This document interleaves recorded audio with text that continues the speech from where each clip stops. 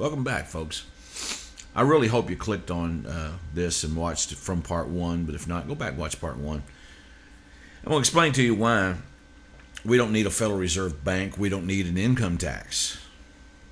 And I'll tell you why we have one. 1910, I'm getting right back into it, spoken by Bolivar. Big bankers, the Rothschilds, the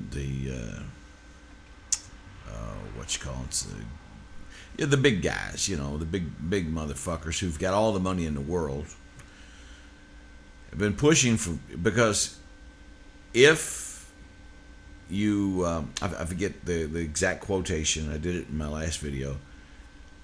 I don't care who runs the country and who has the power, whatever.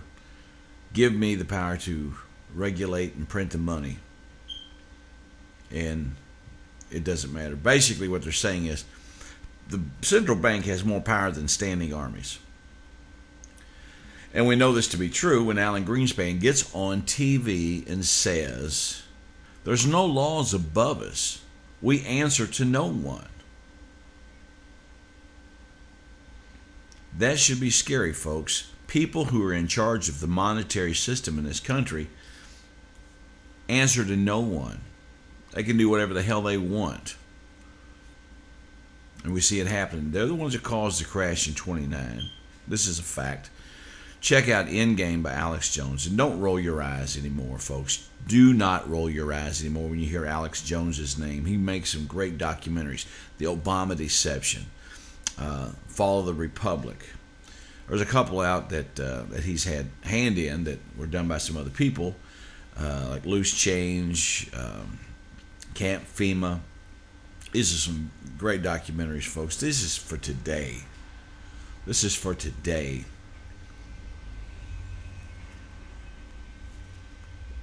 And to your church people, yeah, it sounds like, the end times. It sounds like Revelations unfolding in front of us. But I contend, again, if it's all Bible prophecy, and this is just, Revelations being fulfilled, then there's nothing we can do about it because it's written in the book. It's going to happen. But I say God does not intend for us or expects us to tolerate evil. Therefore, we can stop it, and we should stop it.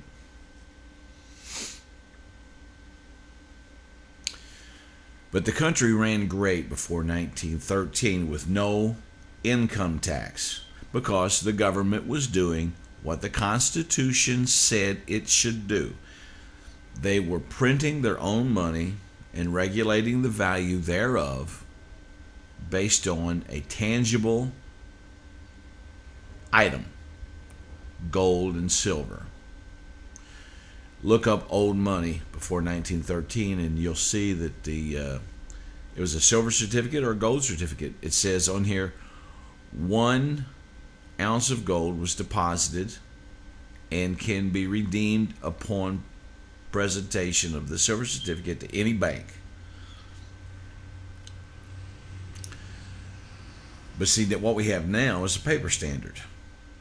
They can print money based on how much paper they've got, which causes inflation, and it also causes the value of the dollar to drop. The more money in circulation, the less value it has. If we were on the gold standard, let's say I'm making $10 an hour now, I would probably be making about $5. But I'd be able to live better than I am now because everything else would be cheaper. Gas would probably only be $1 a gallon or less. Everything would be cheaper if we were on the gold standard. Yeah, you'd make less money, but you'd live better. People lived better in the 50s and the 60s when prices were lower and you didn't have all this inflation. Inflation is a hidden tax, folks, and I kid you not, and don't let yourself be kidded. It's a bad thing. Inflation takes more of your money because it's like a cancer on your dollars. You've got $10 in your wallet that are worth, let's say, $10. But inflation, the cancer of inflation hits. You still got that $10 in your wallet in a week, but Now it'll only buy $5 worth of goods. Next week it might not even buy $1 worth of goods. So anyway, the government ran great without income tax. The big bankers pushed the deal through. Woodrow Wilson signed it and then later regretted it, as he quoted, he put his country, he ruined his country, is basically what he said by signing that. Why he didn't change it before he got out of office, I have no idea. They probably would have killed him. Just like they killed John F. Kennedy, because that's what John F. Kennedy was going to do. He was going to abolish the central bank, start printing United States notes.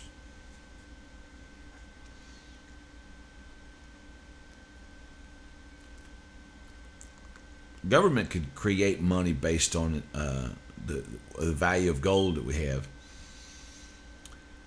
and we could live just fine, and there would be no taxes. You wouldn't need taxes. Yeah, your state would have to have some sort of taxes, but there would be no government federal income tax, because the government would run just fine. They print the money and exist on that. You wouldn't be paying your congressman an outrageous fee. You wouldn't be paying your president an outrageous amount of money. Government needs to get out of the auto industry. They need to get out of private health care. They need to get out of cap and trade. I want you to look up all this stuff, folks. Look up the movies that I gave you to look up, and they might be listed in part 1 if you didn't catch it. So now you have to go back and watch part 1. TrueWorldHistory.info. Watch those videos. It's a wonderful Sunday. I'm smoking my Bolivar Cafradia.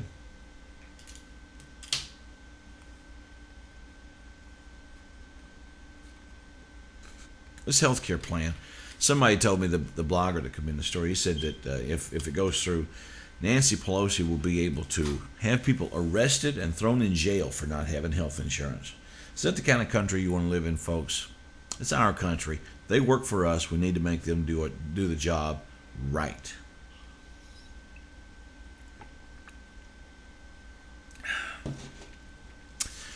In the Fed, shut down the IRS and start printing United States notes at no interest. Put the crooks in jail. Treat your brother right. Don't kick him when he's down.